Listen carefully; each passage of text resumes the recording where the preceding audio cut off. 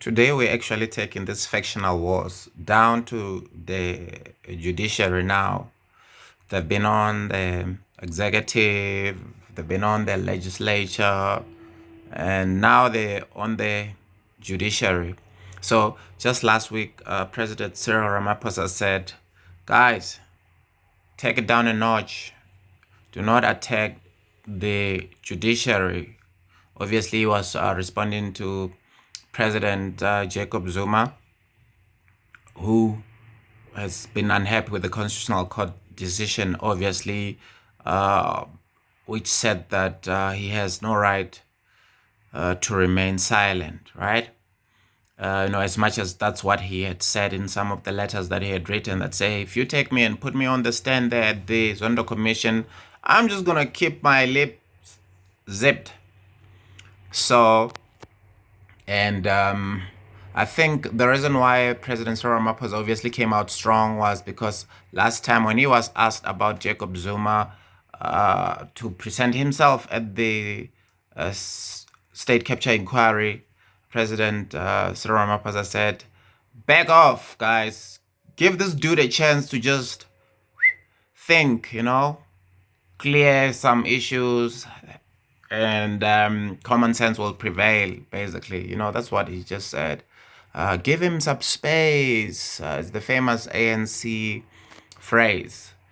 When they asked about an individual, they say, give that individual a space to study the decision, and then he will then later on reply. But then I guess the pressure was too much for President Cyril Ramaphosa that eventually had to say that we have to respect the judiciary. The judiciary in South Africa has been treated as if it's godly.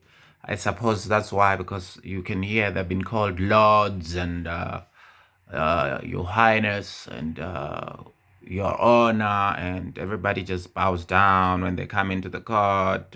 I guess treat them godly. They are immaculate. There are no imperfections up in here. But guess what happened? Judge Hlophe dismissed a case against Bongani Bongo, one of the ANC committee leaders and member of parliament, the former state security agency head. His case was being dismissed, and obviously this fellow is on the side of Zuma/Magashule faction, right? So as soon as the judge said, no, you're free to go home, what happened?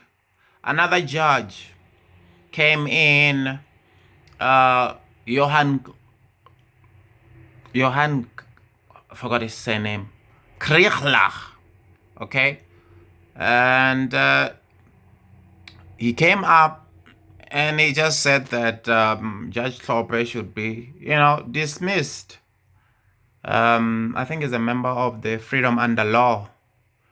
And also the Freedom Under Law said that Judge Hlophe should be dismissed. Remember, he knows, obviously. I mean, he was a constitutional judge. Johan, his name is just beating me up. So he knows the laws. He knows that if you lose from the higher court, you can appeal that in Bloemfontein, the Supreme Court of Appeal. If you lose that, you can go to the Constitutional Court and appeal. But no, not with Judge Hlophe, okay? Because obviously he's on the other slate. As whether he likes it or not, the judge is on that other slate / Zuma Magashule slate.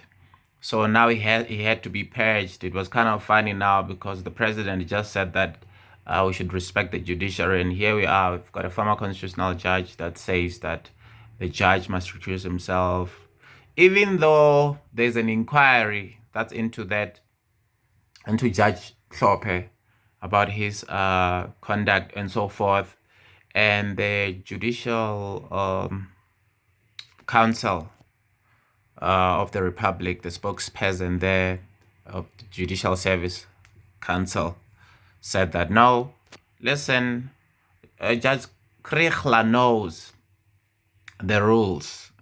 That if somebody is not happy with the judgment of Judge Tope at the higher court, they can appeal that. He knows the processes.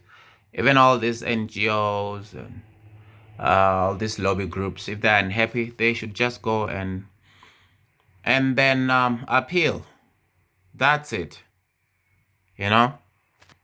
So now, the same thing that Bongani Bongo had said. He said, "Hey, this judge Krichla, whom I'm constantly butchering his surname, if he's got problems, he should just go there and appeal."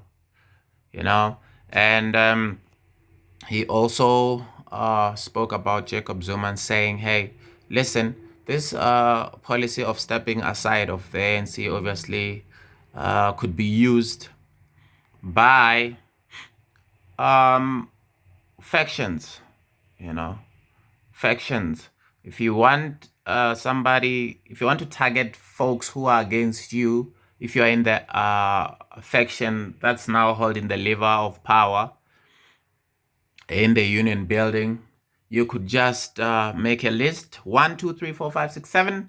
These are the individuals whom are really giving me a tough time when it comes to politics, constituency, and going forward on the 2024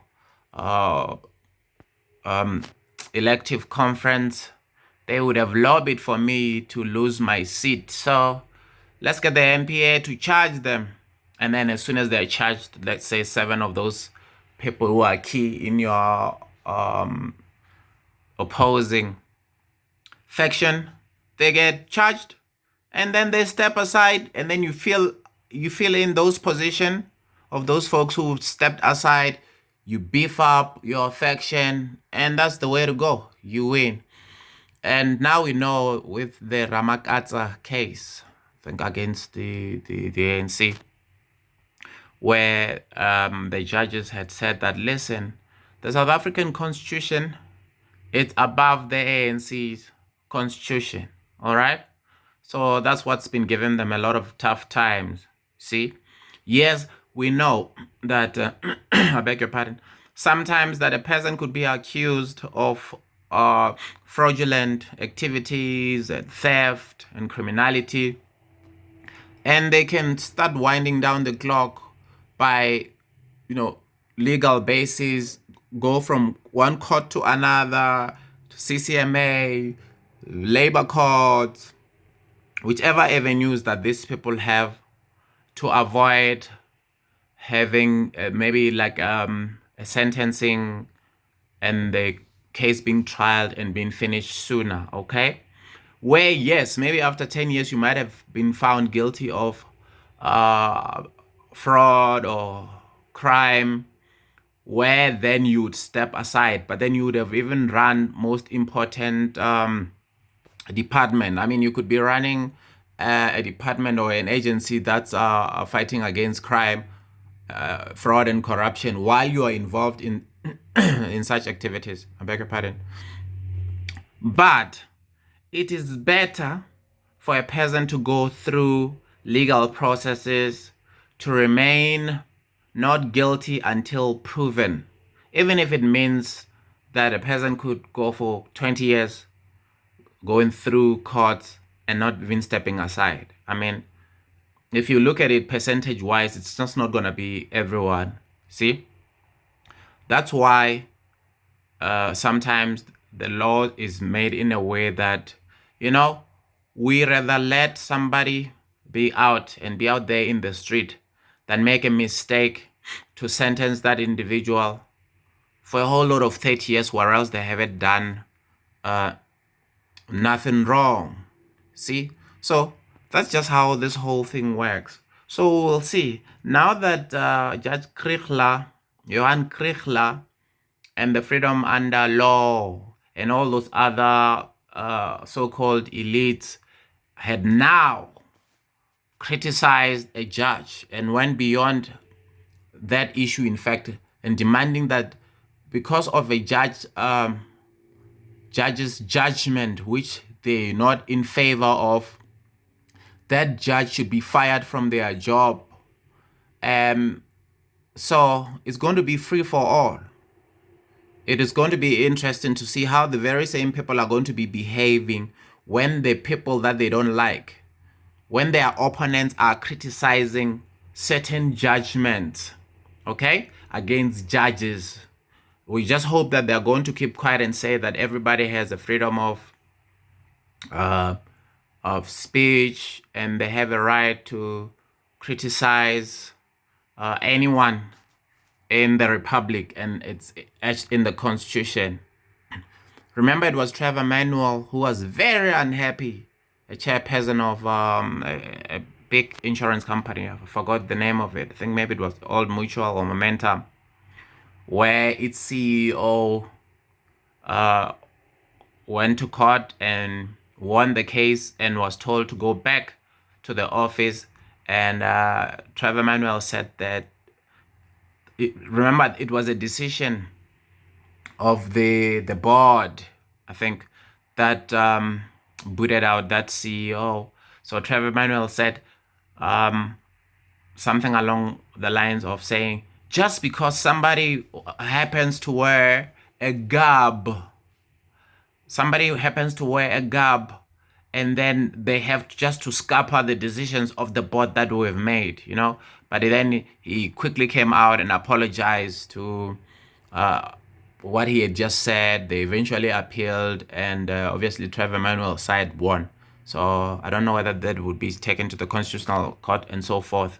But it just shows you that there are a whole lot of double standards, and people are looking at this and they're saying, oh no, so there are certain people who are supposed to criticize judges, the hoity-toity type, and then your hoi pollois commoners don't have a right to criticize the gods, judges. So we'll see how this thing pans out. My name is Mamuji, and thanks for watching the Mamuji Show, and I'm out.